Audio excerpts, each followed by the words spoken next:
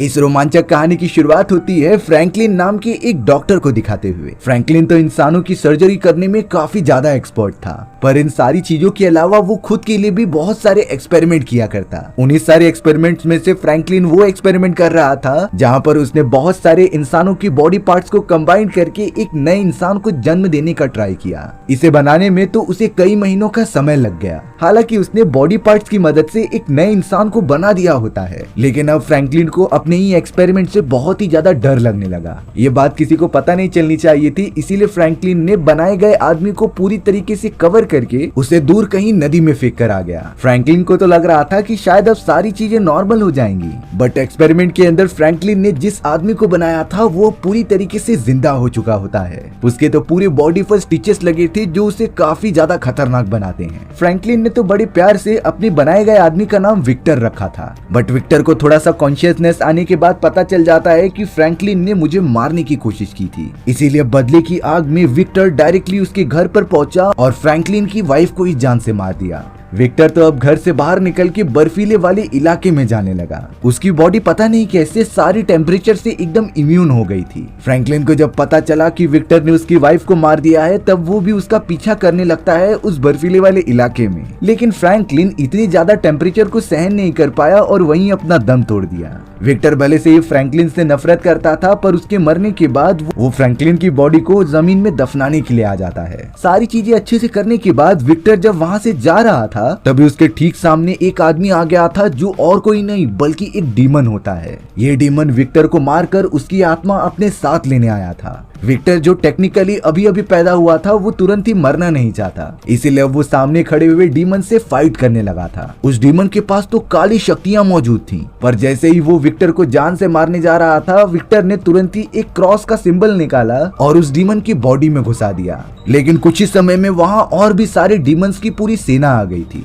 जो एक साथ विक्टर पर हमला करने लग जाती है। ऐसा होते ही हमें दूर कहीं उड़ने वाले खतरनाक क्रिएचर्स दिखाई दिए, जो लगातार उसी जंगल के अंदर जमा होने लग जाते हैं। पर ये उड़ने वाले क्रिएचर्स विक्टर पर हमला करने के बजाय उन सारे डीमंस को पकड़ पकड़ कर मार रहे थे, जैसे कि कोई उन्हें कमांड दे रहा था कि विक्टर पर हमला नहीं करना है। कुछ ही देर में सारे डीमंस खत्म हो चुके थे और वहाँ पर फाइटर्स की एक टीम आती है। एक आदमी का नाम हायर था और दूसरी लेडी का नाम केजी। विक्टर के लाइफ में तो ये सारी चीजें पहली बार हो रही थी, इसीलिए वो वहीं बेहोश हो जाता है। केजी विक्टर को देखकर ही पहचान गई कि शायद यही वो आदमी है जिसके अंदर एबिलिटीज मौजूद हैं, इसीलिए हमें विक्टर को लेकर अपनी रानी के पास जाना होगा। विक्टर को तो वो सारे फाइटर्स एक महल में लेकर आ जाते हैं, जिसके दोनों हाथों को जंजीर से बांध दिया गया था। विक्टर के सामने तो अब उन सारे फाइटर्स की रानी लियोनोरा आ जाती है। लियोनोरा के सारे सिपाही शुरुआत में विक्टर को जान से मारने के लिए आगे बढ़ ही रहे थे, तभी लियोनोरा ने उन सभी को रुकने के लिए कहा, क्योंकि विक्टर की आंखें और उसका बॉडी स्ट्रक्चर अलग होता है। वो तो समझ गई थी कि विक्टर कोई हमारा दुश्मन नहीं है, इसीलिए अब विक्टर को वहाँ से सही सलामत छोड़ दिया गया था। लियोनोरा विक्टर को बताती है कि जिन लोगों ने तुम पर हमला किया वो सारे डीमंस के आदमी थे। वो सब तो एक बहुत ही खतरनाक शैतान न्यूबिरियस के लिए काम करते हैं। डीमंस का मेन उद्देश्य था कि वो इंसानों को खत्म करके उनकी आत्मा अपने बॉडी में एब्जॉर्ब कर लें,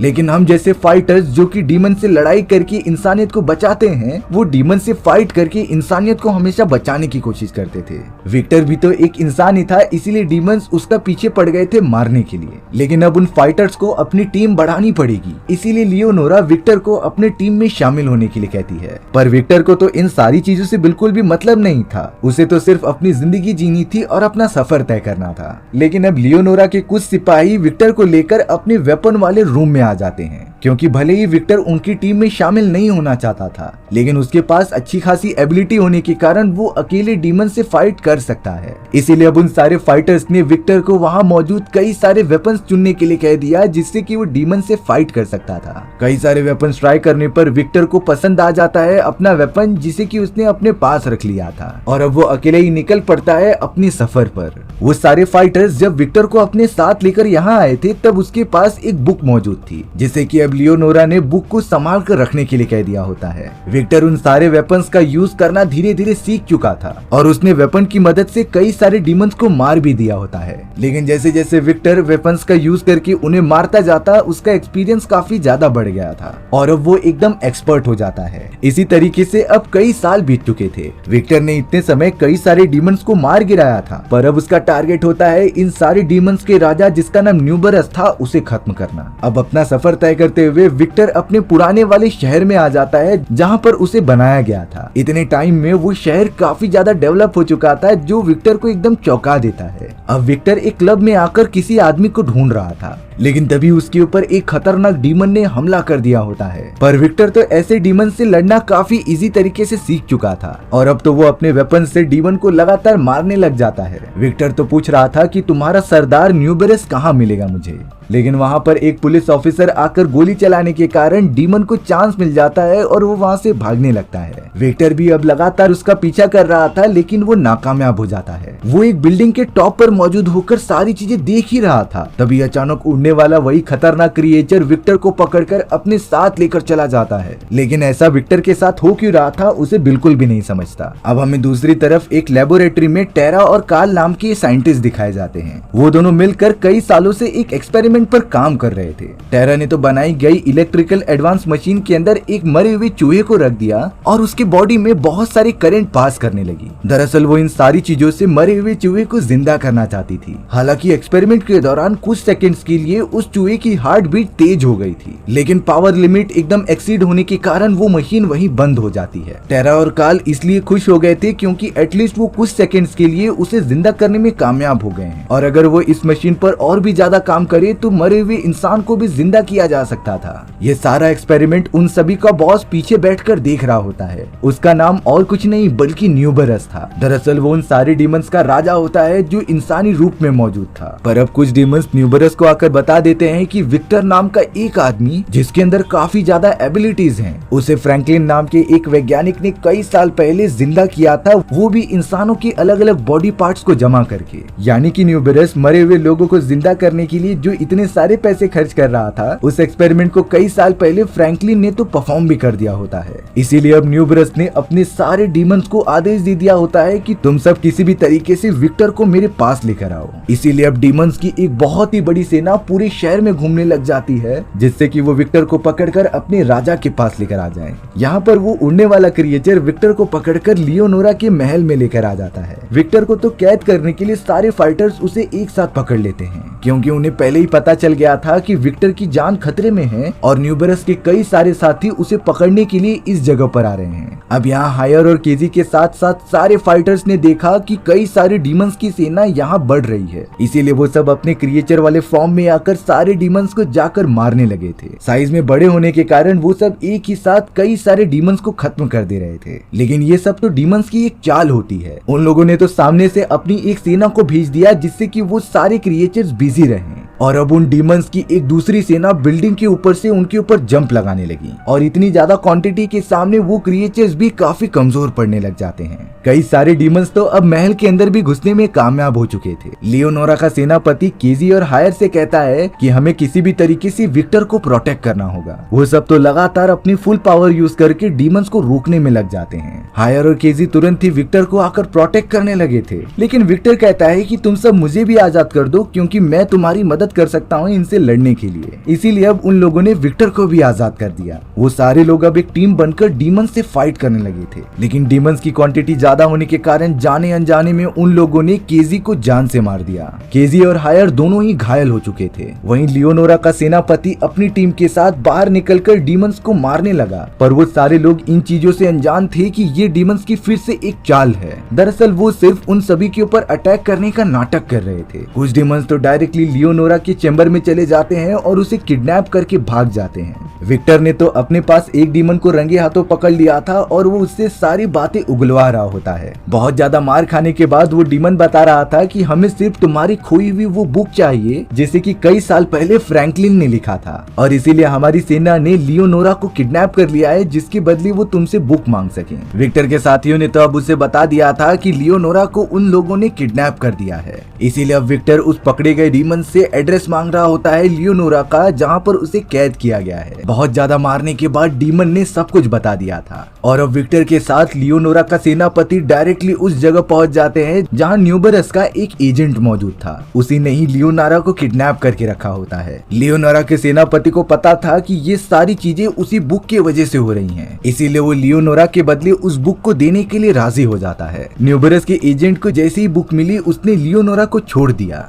सेनापति तुरंत ही लियोनोरा को वहाँ से उड़ाते हुए सेफ जगह पर लेके चला जाता है, पर अब विक्टर बाहर निकल के वहाँ मौजूद सारे डीमंस को एक साथ मारने लगा। एजेंट तुरंत ही वो बुक वहाँ से लेकर अपने बॉस के पास जाने लगता है। विक्टर ने तो बहुत ही कम समय में वहाँ मौजूद कई सारे डीमंस को मौत के घाट उतार दिया था और अब वो भी लगातार एजेंट का पीछा कर रहा होता है। एजेंट ने तो अपना काम कर दिया और न्यूबरस के पास पहुंचकर वो बुक पहुंचा दी। विक्टर भी अब उस जगह पर पहुंच गया था जो एक बहुत ही बड़ी लेबोरेटरी होती है। तभी अचानक एक चैम्बर में जाने के बाद उसने देखा कि चारों तरफ डेड बॉडीज लटकी हुई हैं, जो कि शायद किसी एक्सपेरिमेंट के लिए आगे लेकर जाई जा रही थी। न्यूबरस जिसके पास फ्रैंकलिन की बुक थी वो टेरा के पास आकर उसे दे देता है, क्योंकि इसी बुक में वो सारे फॉर्मूलाज और टेक्निक्स लिखी थी जिससे कि फ्रैंकलिन ने मरे हुए इंसान को जिंदा किया था, और अब इसी की मदद से टेरा और बाकी वैज्ञानिक इतने सारे लोगों को जिंदा कर सकते हैं। ये बात जैसे ही विक्टर को पता चली वो तुरंत ही टेरा के सामने कूद पड़ा और बहुत ही ज्यादा गुस्से से वो बुक मांगने लगा।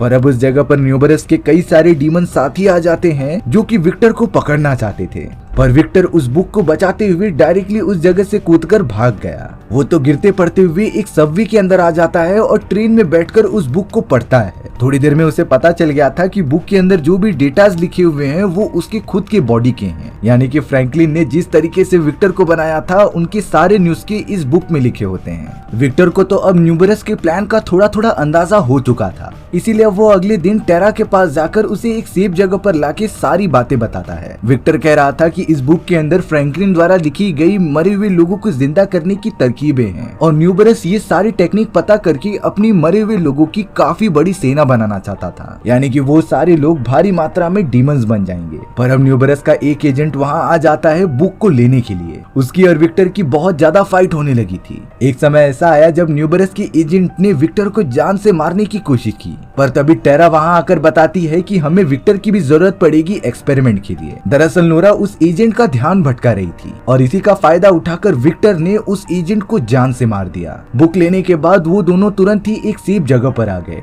विक्टर लड़ाई में इतना ज्यादा थक गया था कि वो वहीं पर सो जाता है और अब टेरा फ्रैंकलिन के उस बुक को पढ़ने लगी जिसमें सारी तरकीबें लिखी थी। कुछ ही घंटों में वो सारी की सारी चीजें सीख जाती है, लेकिन विक्टर बता रहा था कि ये तरकीब किसी भी तरीके से न्यूबरस के हाथ नहीं लगनी चाहिए, इसीलिए उसने बुक को जलाने का डिसीजन ले लिया। अब अगले दिन जब टेरा अपने लेबोरेटरी में जाती है तभी एक दूसरे वैज्ञानिक काल को उसके साथ बातें करते हुए कुछ एजेंट्स ने पकड़ लिया था। न्यूबरस को इस बात का अंदाजा हो चुका था कि टेरा को अब सब कुछ पता है कि किस तरीके से मरे हुए लोगों को जिंदा करना है, इसीलिए अब काल को जान से मारने के बाद वो टेरा को भी खत्म करने की धमकी देने लगा। इसीलिए अब टेरा को मशीन के अंदर चेंजेस करनी पड़ती हैं फ्रैंकलिन के टेक्निक के अकॉर्डिंग। विक्टर तो अब न्यूबरस के लेबोरेटरी की तरफ बढ़ने लगा था टेरा को बचाने और सारे डीमंस को खत्म करने के लिए। हालांकि लियोनोरा चाहती थी कि वो विक्टर और टेरा दोनों को ही खत्म कर दें, क्योंकि सिर्फ उन दोनों को ही पता है कि फ्रैंकलिन ने अपने बुक में मर्दों को जिंदा करने की तकनीक किस तरीके से लिखी थी। शुरुआत में लियोनोरा की कई सारे खतरनाक क्रिएचर विक्टर पर हमला करते हैं, लेकिन बाद में उन्हें रियलाइज हो गया था कि विक्टर भी हमारे टीम में है और डीमन से लड़ाई कर रहा है। लेबोरेटरी के पास पहुंचते ही डीमंस की काफी बड़ी सेना ने हमला भी स्टार्ट कर दिया था,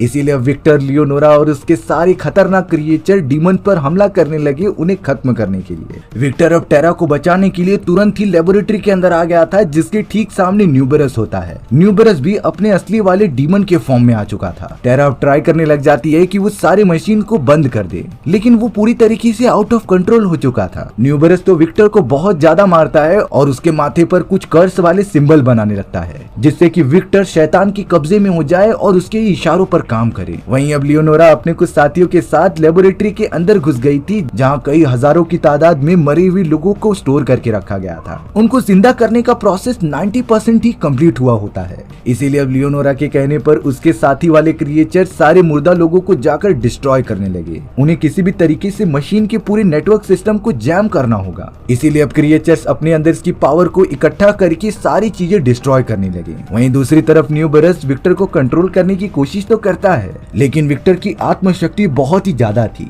इसीलिए अब उसने होश में आकर एक बहुत ही पावरफुल हथियार को न्यूबरस की बॉडी में घुसा दिया। न्यूबरस के मरने के बाद वहाँ एक बहुत ही बड़ा ब्लास्ट होता है। इस ब्लास्ट के अंदर पूरी बिल्डिंग और लेबोरेटरी एकदम से धाराशायी होने लगी थी। लियोनोरा और उसके बाकी सारे साथी मुर्दों को भी मारने में कामयाब हो चुके थे। लियोनोरा अब विक्टर और टेरा को पकड़कर बाहर लेकर आ जाती है, जो पूरी तरीके से सेफ थे, और अब तो उन दोनों के बीच काफी अच्छी अंडरस्टैंडिंग भी हो जाती है। विक्टर ने डिसीजन लिया कि वो लियोनोरा के साथ उनके टीम में मिलकर डीमंस के खिलाफ लड़ाई करेगा, और अब चारों तरफ शांति रखने का काम विक्टर का था। हमारी ये कहानी भी यहीं पर खत्म हो जाती है। सो व्यूअर्स, आपको ये स्टोरी कैसी लगी कमेंट सेक्शन में बताना भूलना मत, और अगर आपको मेरा एक्सप्लेनेशन 1% भी अच्छा लगा होगा ना, तो वीडियो को लाइक एंड चैनल को सब्सक्राइब जरूर कर देना। मिलते हैं इसी तरीके की मजेदार वीडियोस में, तब तक के लिए बाय बाय।